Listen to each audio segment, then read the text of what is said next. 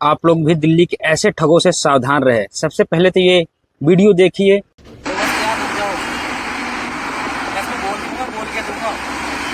बात नहीं, मैं बना दूँ। गाड़ी का नंबर है भाई तुम्हारे?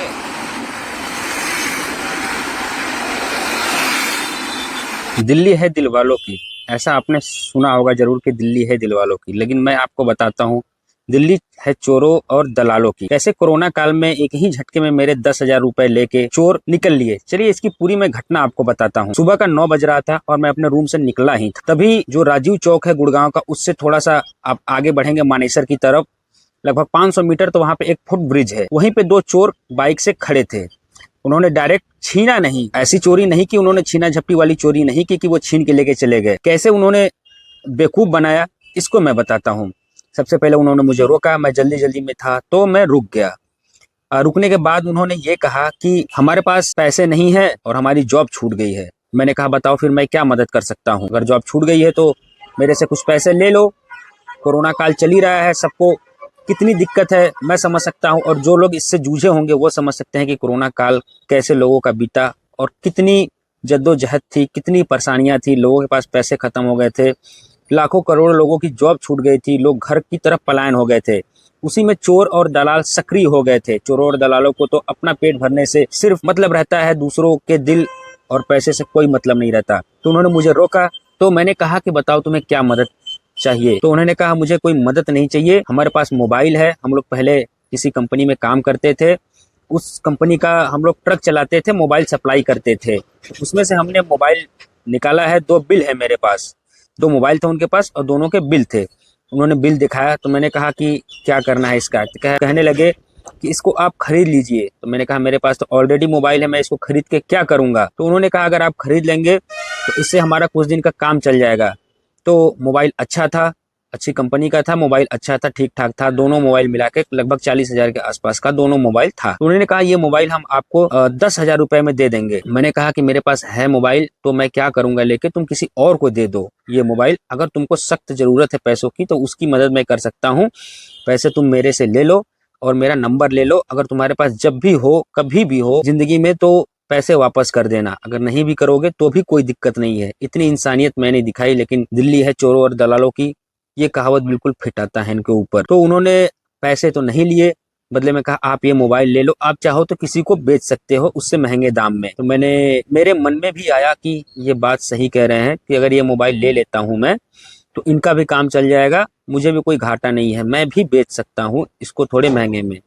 तो मैंने मोबाइल चला के देख लिया, सब कुछ ठीक था। उन्होंने मोबाइल में एक सिम भी लगाया, कॉलिंग भी हो रही थी, नेटवर्क भी सब कुछ ठीक था, डाटा भी चल रहा था। मैंने कहा फिर कि मेरे पास पैसे नहीं, इतने पैसे नहीं है मेरे पास। वो रिक्वेस्ट करने लगे कि सर ले लीजिए, इतना सस्ता आपको मोबाइल नहीं मिलेगा। फिर मैंने कुछ, कोरोना काल चल ही रहा था, कुछ पैसे मैंने अपने दोस्त से मंगवाए। उसके बाद एटीएम में गया, ले करके आया तो वो लोग वहीं पे खड़े थे। उसके बाद जब मैं पैसे गिन के देने लगा तो वो बोले कि इस मोबाइल को मैं पर्स में डाल देता हूँ। मैंने कहा ठीक है पर्स में डाल दो।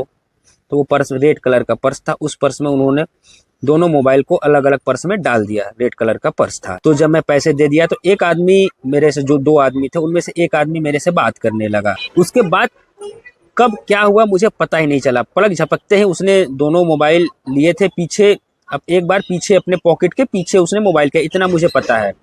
उसके बाद 2 पर्स आगे करके मुझे थमा दिया। वो पर्स मैंने जैसे ही थमा उसके बाद वो गाड़ी स्टार्ट कर किए, चल दिए।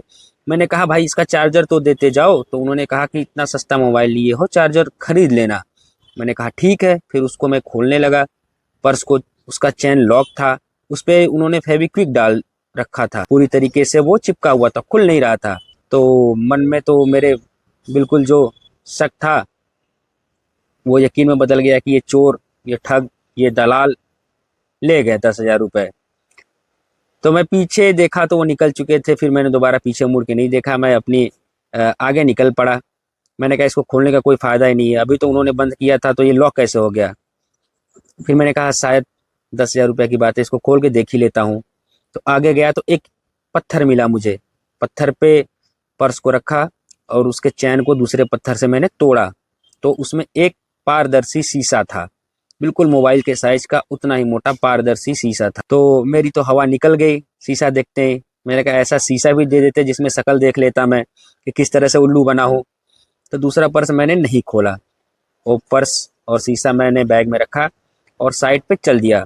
वहाँ पे जाके मैंने बताया लोगों को, जो वहाँ पे वर्कर थे जो काम कर रहे थे, वो खूब ठहाके मार के हंसने लगे कि देखिए कैसे कैसे लोग पड़े हैं, उल्लू बन जाते हैं, और कैसे कैसे लोग पड़े हैं कि उनको ये तक भी नहीं लगा कि सामने वाला आदमी ये कह रहा है, इंसानियत दिखा रहा है कि अगर तुम्हें किसी चीज़ की मदद हो, थोड़े पैसे की मदद हो तो तुम ले सकते हो, दोबारा पैसे नहीं दोगे तो भी कोई दिक्कत नहीं है। लेकिन दिल्ली में तो भरे पड़े हैं ऐसे लोग, ऐसे ऐसी घटनाएं लोगों के साथ बहुत होती रहती है।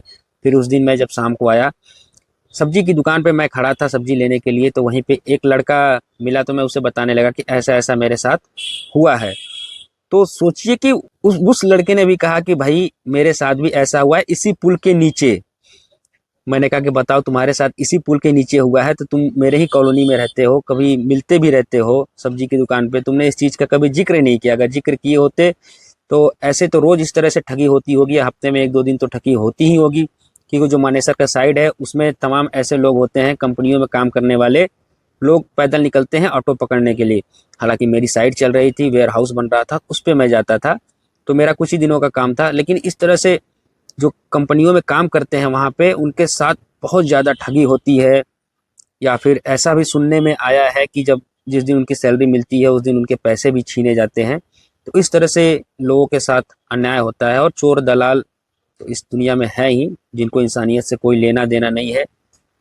तो आपके साथ भी अगर ऐसा हुआ है तो आप भी कमेंट करके बता सकते हैं, और आपकी बात सोशल मीडिया पे जरूर पहुंचाएंगे। उन लोगों का मैंने छोटा सा वीडियो भी बनाया था, जब वो मुझे रोके थे मोबाइल देने की बात कर रहे हैं, तो उनका छोटा सा वीडियो भी बनाया था। वो वीडियो मैं स्टार्टिंग में ही फेसबुक पे अपलोड कर दिया था, उनका नंबर भी था, सब कुछ था, लेकिन मैंने कभी उनके नाम से एफआईआर वगैरह नहीं किया। मैंने कहा कि क्या फ़ायदा, ऐसे लोगों को भगवान सजा देते हैं। तो उनका मेरे पास वीडियो भी है छोटा सा, तो उसको भी मैं आपको दिखा देता हूँ कि वो अगर आपको पहचान में आए तो उन लोगों को पता करें और उनको सबक सिखाएं तो ही अच्छा रहेगा। बाकी प्रशासन के हाथों में अगर वो जाएंगे तो प्रशासन तो पता ही क्या करती है, हो सकता है लेन देन करके उनको छोड़ दे। हालांकि बिना प्रशासन के मिली भगत के ये सारी चीज़ें नहीं होती है, ये तो सबको पता है, ये जग जाहिर है। उनका वीडियो में मैं थोड़ा सा आपको दिखा देता हूँ।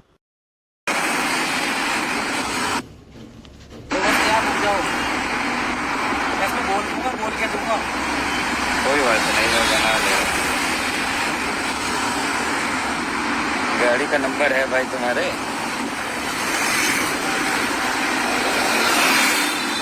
अगर आपको अच्छा लगे उस वीडियो को ज़्यादा से ज़्यादा शेयर करिएगा और चैनल को सब्सक्राइब करिएगा, ताकि इस तरह की जो भी घटनाएं समाज में हो रही है हम आप तक पहुंचाते रहेंगे।